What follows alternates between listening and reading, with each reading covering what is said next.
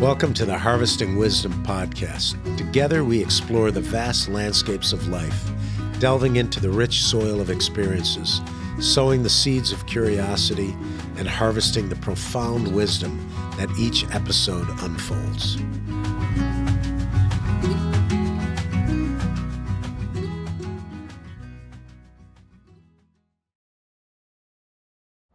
Hello and welcome to another podcast with Harvesting Wisdom. We are here in our facility in Phoenix, across from a train yard, but right in downtown Phoenix area in our garden, one of our garden plots at Urban Farming Education. Today my guest is Chris Macy.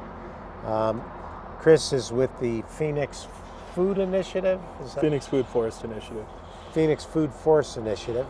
And you're kind of sponsored by Growing to Give, which is a nonprofit organization. Appreciate you being here today. Welcome. The whole question is as we see cities develop, urban landscapes develop, what do we do to make them more livable? What can we grow besides concrete and homeless people?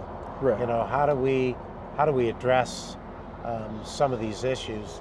And I think the idea of exploring what you're doing, where you're taking public land and making edible ecosystems and restored communities, and reconnecting those communities through the power of plants, right? That's Correct. Basically it. So tell me a little about how you got into this thing and why. So I started this during COVID. I got to work from home. I've been in banking for 10 plus years, and I had all this extra time. I wasn't spending 2 to 3 hours on the road anymore. I got to work from home, and I found two people that really inspired me, and then I sort of married those two ideas together, but I didn't know I was going to do it until later on. So the first one was the gangster gardener Ron Finley out of LA. Mm-hmm. And I'm familiar with them. he was going around planting vegetables on parkways out there, removing the trash, removing the needles, and then putting in vegetables and fruits. And then he got charged with a first-degree misdemeanor for doing that. And it took the news getting involved for them to rescind those charges. And ironically, we have sort of similar stories. But I found him, and then I found Jake Mace as well, who made a food forest in his backyard in Tempe. So from there, I was like, I want to start doing this. And my wife thought I was crazy, and I started in my backyard, which was a barren dirt backyard. And I built part in-ground, part above-ground bed to start. It was an L bed with concrete bricks. And that's where I started. I got 3 fruit trees to start, and it just slowly started building from my backyard to my front yard and then to the parkway on my side of the house. And as I was doing this, I was getting truckloads of wood chips from like Chip Drop, and they would drop this off. And before I got the trees, my neighbors would see just me digging wood chips and just spreading them all across my property. And everyone thought I was just crazy. Like, they had no clue what I was doing. It takes crazy people to make change, right? Right. So yeah, I started planting, and everyone said the trees would die, and then they didn't. So I needed a proof of concept was what it was. Mm-hmm. I knew it could work because I watched other people do it. And I was like, now that they've done it, I can do it, right?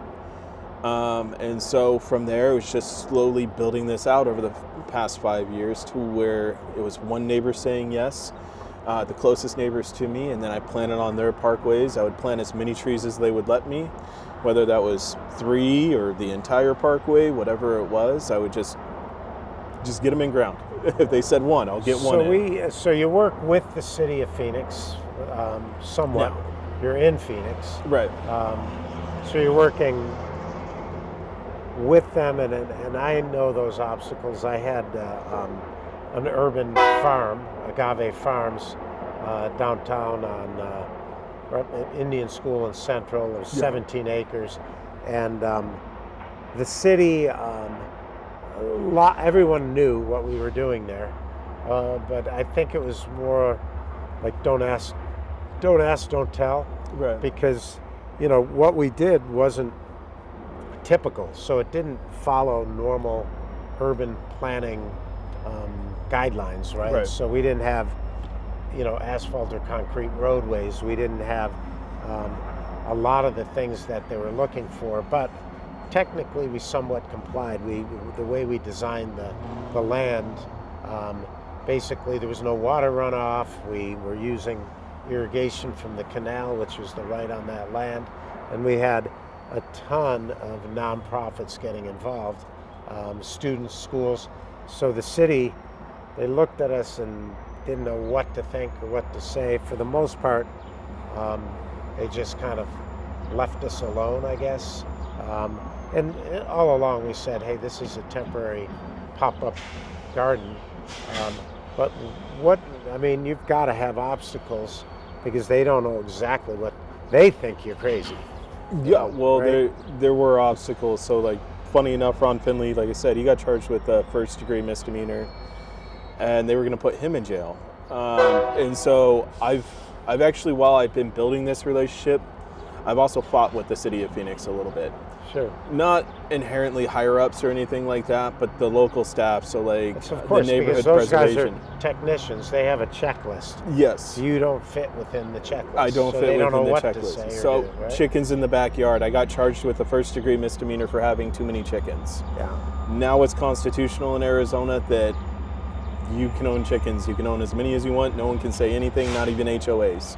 HOAs can't fine you for it. It is a constitutional law. Yeah, you have the right to feed yourself. Really, Right. Right. So that's good. Yeah. And then maybe you were a part of that fight. Right. And so I contacted city council. I let them know what was going on. I was like, a first-degree misdemeanor you're charging me with, and they were able to get in touch with the higher-ups with like neighborhood services, neighborhood preservation, and then they got the charges rescinded. It's really bad press for the city to be, not environmentally friendly or community friendly. Right. And to go against, basic UN sustainability goals of people have the right to grow and to eat, right? So Definitely. So how do you design foodscapes for more resiliency for cities? How do you go about doing it? You've got a landscape out there. Does it have irrigation in it, or is it mostly dead trees that are not native? How do you design it? I would say, and I think this is important for anyone listening who actually wants to go and do this. The most crucial first step is start. You just start. You buy a fruit tree.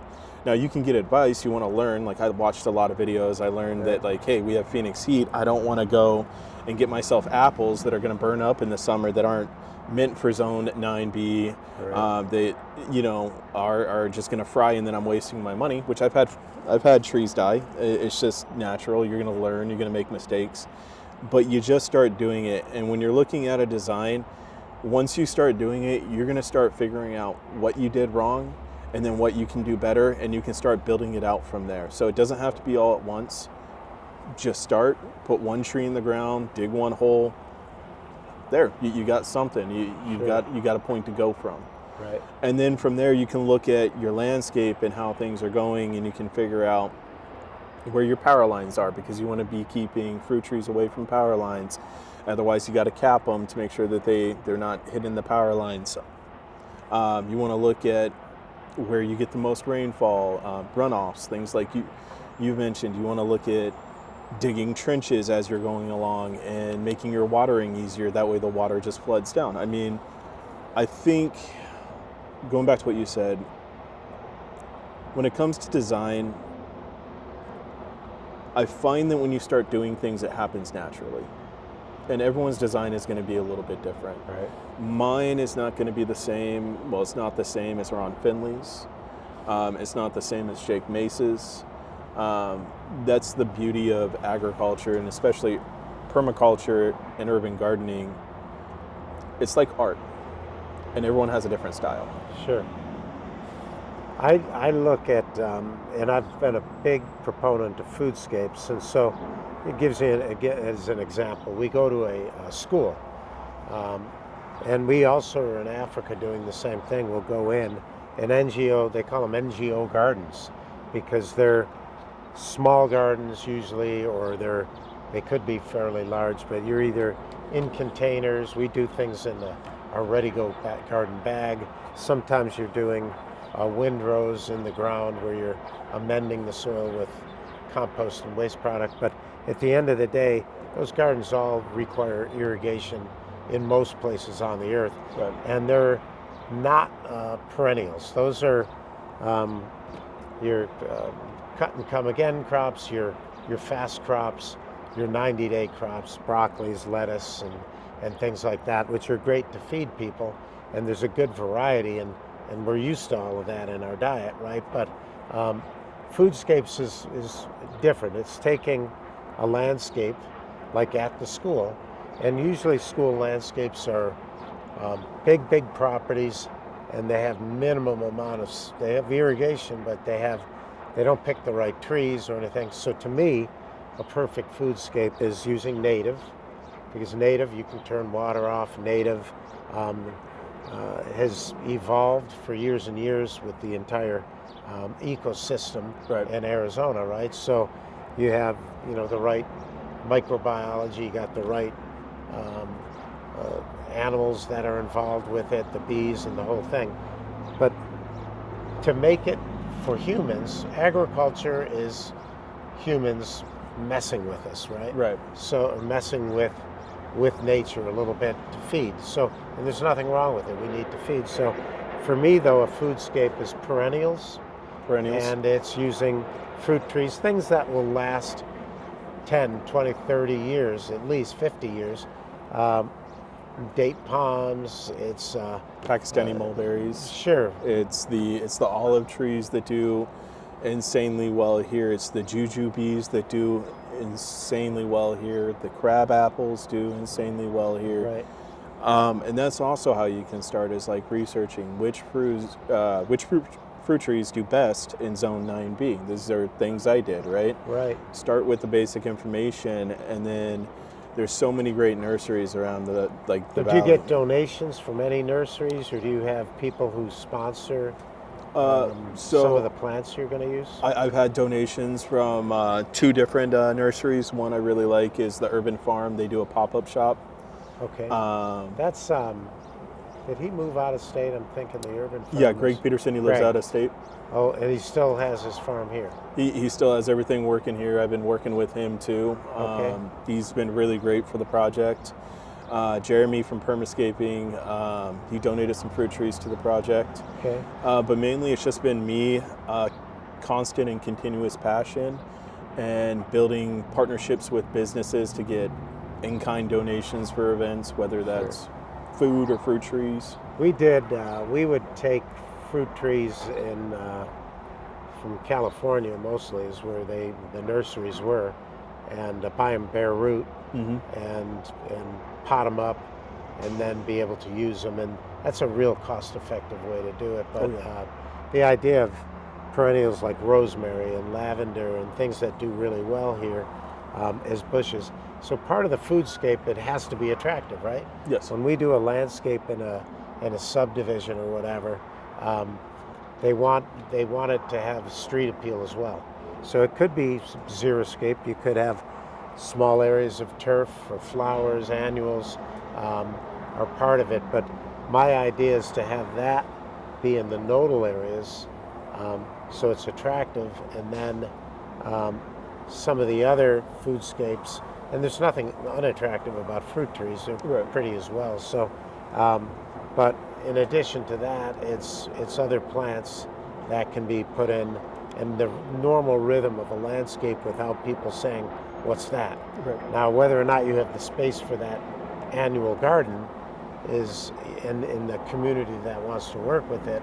I feel like that is a good component, because then people really realize, that there's gardening going on. And the foodscapes, sometimes you forget, and now you got all these oranges dropping off trees, making a mess or whatever, right? So how do you engage with community and to educate the people who are around you, or to get them engaged and involved? It's honestly just been happening naturally, because these parkways, the city owns them. Now I'm working with the city currently and contacting them to transfer that ownership to the project, since us as homeowners are responsible for taking care of them. And normally their regulations are, let's make sure we don't have weeds that are over, Sure. a foot high or whatever it is, or Sure. let's make sure there's not too much trash, things like that. But what I've found is, through doing this and planting these on these parkways, they now feel like they have ownership of it naturally. Right. Because these fruit trees are going to be for them. It's meant for the neighborhood. And so now they're actively engaged with it. They see the work we're doing, and they're putting in more work themselves. Families start coming out. I've often thought, because the ownership thing is difficult for a city to like give up an ease, but the idea of a gardening easement is, to me, a great thing, because a gardening easement can be there forever, right? It can be almost permanent, but that easement allows the city to continue its ownership and its control, because ultimately it needs to control its roadways. And sometimes it needs to expand, widen a roadway, and it needs to literally knock out your section there, or whatever it might be, right? But the concept of an easement allows, I think, both sides. Have you looked into that at all? Have they talked about that? That's what we're pretty much using, are these easements. So normally there would be sidewalks, but that's actually part of our next step that we're looking at doing this year. So I have a $30,000 reimbursement grant, the RSA grant that I applied for with the city of Phoenix. I find out the beginning of next month if I got it. Multiple awards are going out, and so we're going to be, like you said, you need to keep it beautiful. So we're going to be putting in stone paver walkways on half of the parkways, and then with additional funding, we'll be filling up the rest of the parkways. And we're also looking for the city's projects and them donating those bricks to lower costs as well, to put in these walkways, because there's no concrete walkways there, and it's kind of a gift, right? I get to plant the fruit trees, now I get to put in stone paver walkways and have a real organic environment. It increases accessibility for the neighbors. They're not walking in the road anymore. Families have been coming out, they're showing their kids the vegetable plants, they're showing their kids the fruit plants, they're showing their kids the fruit trees. They're enjoying everything, they're picking food, taking it home. So this can be an anchor for climate restoration and resilience, and also for STEAM education, right? Yes. Have you been able to connect? I mean, I guess partnership with urban farming is a good one, because we have a platform for going into schools, but do you have other nonprofits you've worked with as well? Yeah, so recently I just stopped by Garfield Elementary School. Okay. By the way, there's a lady there, Maya. She is a wonderful woman.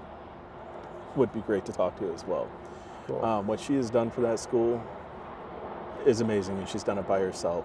That's usually what it is one person that is able to make the change, and then the idea, though, is to get other people involved, not just to accept it, but to engage in it and to take it to a further limit. Now, with the foodscapes you're doing, do you ever visualize having a connection or a pathway that goes, I mean, City of Phoenix is a sprawl, right? The way it was developed, and it's really Maricopa County, multiple cities, 600 square miles.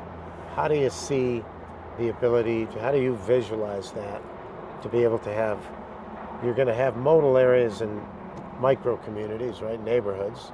Do you ever see the idea of having this become a real thing that the city could really boost itself?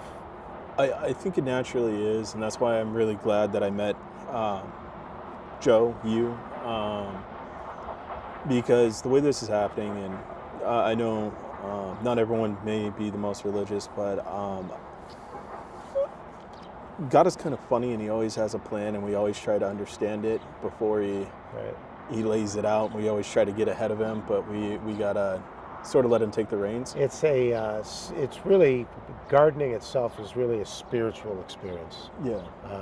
No matter what your background is, and because you're dealing with life from microbiology in the ground all the way into the plants, Right. and then those plants nourish us as Right. humans, right? So it's really that engagement that brings us back to nature, and in urban sprawl you don't get that, right? Exactly. And so when it comes to the vision, it's kind of funny because I see it happening now, is really I can see the 35th Avenue corridor just from GCU all the way up to where I'm at on 35th Avenue and Van Buren, filling in all those neighborhoods. And there's some other things that I can't really talk about right now. I got to wait for certain things to happen. Sure. But in the future, I do see, and it's not that far in the future, a natural L corridor forming with some very large organizations, and really getting a ton of community engagement,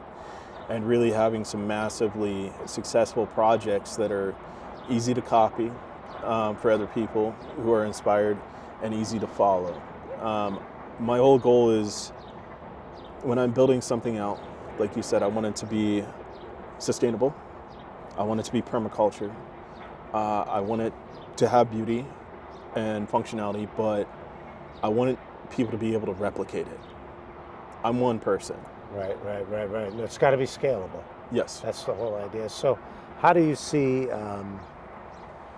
the overlap between foodscapes and environmental justice?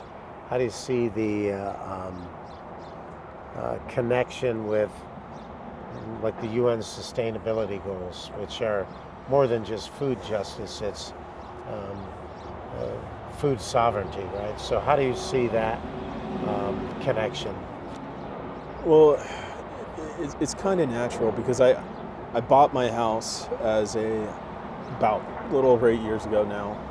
A very young man, well, not very young, I guess I was 27, 28. Compared to me, yeah. But the area I live in is a very low income neighborhood. It's 95+% Hispanic, low income. So just naturally doing this is the neighborhood that needs it the most. It's also the neighborhood that's troubled the most. Right. We have so many homeless, we have so many transients because of certain city programs. So everything falls in line with, like you said, the UN's goals. It falls in line with City of Phoenix sustainability. It falls in line with ASU's sustainability programs. Really, any sustainability program or social justice program that you could imagine is falling in line with naturally. Okay. Because at the core of everything is food, right? Right. We have a food city in our neighborhood. The food there is not the best. It's more boxed foods. And More boxed it's, foods. Economical for people. So you've got, more of a nutrient-rich supplement, which supplements their diet, right? Right. So how does it physically work? So you get a group of volunteers, or you do it yourself. You get these trees or these plants. You put them in, let's say it's a median in a parkway, right? The median is already neglected and kind of not in the best shape. Maybe some of the plants and trees have died, or there's a lot of open space. Yep. You're not physically taking trees or bushes down unless they're dead, right? No. So you're just putting in where there's open space. Correct. The materials that you have. Who harvests the plants? How do they know they can go up to a rosemary bush and that it's okay to take a sprig and then put it in their bread or whatever they want to cook with rosemary or lavender or any of the mints that you have? The fruit coming off the tree, it comes off a certain time of the year. How do you guys work it with homeowners and residents so that, because once you get to a point, it's way more food you can eat, right? Right. With these gardens. So how do you coordinate that, the harvest time where people are actually taking it, using it? This is what's so beautiful about it, is that I have Carlos. He helps me out, obviously, with watering and other things as well. And he lives across the street from me. He's been great. But when trees are fruiting, anything that isn't naturally just picked or used, after about a week, around that range, depending upon the type of fruit, we can let it go a little bit longer. We're just harvesting, and what's great is I'm right down the street from the food bank as well. Okay. So I've been in communication with them, and as this grows, so they'll take a fresh box of oranges or whatever. take that, and they actually have a program to actually help pay for that as well. They'll pay for it so that Which people food bank doing it is sustainable. Which is the food bank that you're working with? Blinking on the name right now. It's right off 35th and Lower Buckeye. Okay. Apologies. Sure. No, we worked with the food bank, and now I can't. Now that you're blanking, I'm blanking. Yeah. Arizona Food Bank. Is it St. Mary's? It may be St. Mary's. St. Mary's, I think, is what it is. Yeah. Yeah. They're the big one that connects in Maricopa, and then there's different food banks. I think there's 3 other food banks that are regional food banks in other areas of the state.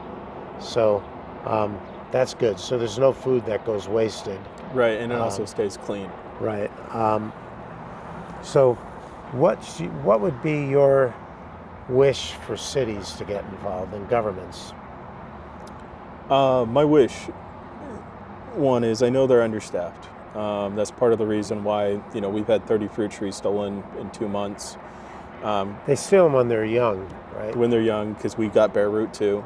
And hopefully they're planting them. The thieves are planting them, and someday we'll harvest that food, because even if they're thieves, and this is what when I had the farm on Central, it never bothered me if homeless people came in there or whatever, but the whole idea is that they are used for good at some point. I hope right? so. Right. I just know there's a lot of issues in my neighborhood with the transients and the homeless. Right. So I really do hope so.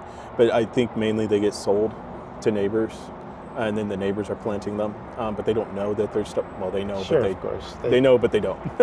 They're getting a good deal. Yes. So hopefully the trees go for good. And so hopefully they're somewhere else alive at least. Right. But it is a little frustrating for you to lose the trees. And but I noticed that once the trees get big enough, or the plants, because we'll have it too on our, we go into subdivisions and we have, miles of 1 gallon, 5 gallon, and 15 gallon, 24 gallon trees, shrubs, and once in a while there's a homeowner. It's kind of an embarrassment when the homeowner gets caught. Yeah. And they're, in some of these subdivisions, the homes are $500,000, and you're like, you didn't have to go out and steal stuff, and now you got issues, but that's a different issue, right? So, what's your message to residents? How do they get involved? How do they? Well, we'll definitely have links. Any in-kind donations, whether that's fruit trees, whether that's Do you need labor sometimes? labor, whether that's physical labor coming out and wanting to help with like weeding, whether that's even if they just want to do monetary donations because they're not interested in any of that, but Right. they just want to Or support. if I it. live in the north part of the valley or down south, Right. I can still volunteer my time to help you in the area you're in. Right. Right. Okay, great. So what's your long-term vision for foodscapes in the valley? Where do you see this thing going, that it's replicable, that you're involved in different areas? So we're currently the largest urban food forest in the United States. Okay. Long-term vision, obviously starting with the 35th Avenue corridor, I want to get this in as many neighborhoods as possible, especially going around down to like GCU where that's at. And I plan on, my long-term vision is to spread this as far as possible, work with other community leaders that are interested in it, and helping them get their own program started if they want to know how I did it. I'm more than glad to provide all that information. But I see this building out from the heart, not right in downtown Phoenix, but I'm close enough from downtown Phoenix and then directly into downtown Phoenix. Are you keeping track of the metrics? How many trees, how many plants you've put in, how much food, how many pounds of food you're creating? It's hard. You can calculate it, I guess. And that's right? I've done the math on it. Currently, right now, even with the stolen fruit trees, we're over 200 fruit trees on 20 neighborhood parkways with over 150 perennial vegetable plants. We'll be double that by 2026. We'll be on over 40 parkways with 450 to 500 fruit trees. Right. And over 400 perennial vegetable plants for the neighborhood. So keeping track of all this, and the beauty of it is it takes time for trees to grow, so results, that's the non-sexy fruit trees can part. take 4 or 5 years sometimes, right? Yeah, that's the non-fun part. But there's other plants, perennials that you can use. Okay, 2 last questions. I'll start with the nonprofit that's helping you. It's Growing to Give. And their website is, we'll have that, growingtogive.org probably, something like that, right? So tell me about who's behind that and how long they've been around and what's their mission. What's the story? Siobhan Shaw and John, they've been great. Really, when I started this, I called dozens and dozens of charities, but it was still younger in its infancy. I was doing this for about 2-3 years-ish at that point, maybe a little bit longer, but it wasn't quite where it was at now. And so I was just getting blown off by charity. They were the first ones that actually came out. They saw what I was doing. I explained to them the vision. And at that time, I think I was on like 5 or 6 parkways. And they saw what I was doing, and they're like, we're on. Great. We want to back you. So we'd love to, the idea of nonprofits working together is the only way. And it's hard because we all have these silos. We all think our thing, right? So we love to get more and more involved with you. When we go into schools, I'm always trying to say, look, I'll put the garden in, but let's do a foodscape as well. So ideally, we have a partner like you that says, hey, we can go in and activate that if you get the funding for it. So I appreciate you coming on board, Chris Macy, Phoenix Food Forest Initiative. Yes. Backed by Growing to Give. Oh yeah, it's a great project. Just get involved in any way you can. I mean, that would be my message. Right, and there's a website out there to get in touch with you. So I really like the whole concept because it's really part of community building as well. Oh yeah. Getting people to come together. So Chris, appreciate you here today. Absolutely. Thanks, and we'll be in touch. We'll continue to work with you. Sounds great. Thank you. Right, thank you. The purpose of the Urban Food Forest Initiative is to transform underused urban spaces into thriving, sustainable food forests that feed and connect our community. I started this myself, Christopher Macy, in 2020. This project grew from what was a small backyard idea into a movement that's literally reaching across the city. We've planted over 160 fruit trees across this Phoenix neighborhood, turning parkways into urban green spaces that provide fresh, clean, healthy food for neighbors. This isn't about trees. It's about creating a stronger, greener Phoenix, one block at a time. It's the reason why we're here at this point, is that God is good, and God is good always, and with Him, all things are possible.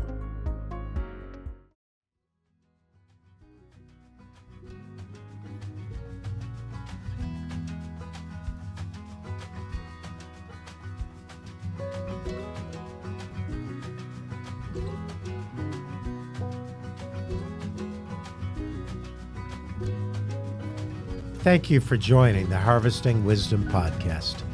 Click subscribe and like for ongoing insightful conversations. Explore our webpage for show notes and additional resources. Visit our guests' webpage for deeper insights. Your engagement is the foundation of our journey, and until next time, keep pursuing wisdom.